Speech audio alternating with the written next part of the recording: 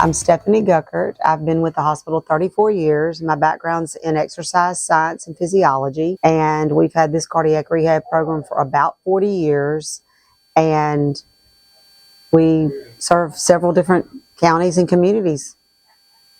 It's an outpatient service that's recommended and referred by physicians and cardiologists, and they send patients after they've had a cardiac surgery or injury, and different criterias apply with different insurances, but normally it's the stable angina patients, bypass patients, stent patients, congestive heart patients, and heart transplants.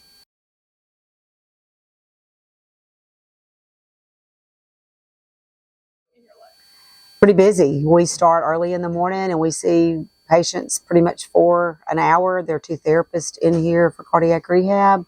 One is a respiratory therapist for our COPD patients.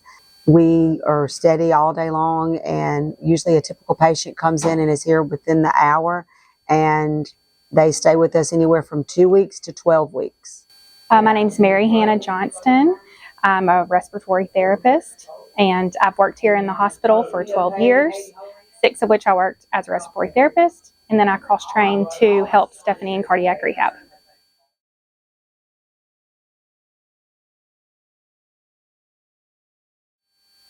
It just depends on the patient, depending on what their diagnosis is and what their daily life was like before they got to rehab. What we would like to do is just get them back to the level that they were at before they started, and just make sure they don't have any changes in their rhythm or any events while they're with us or in the 12 weeks that they're coming to see us.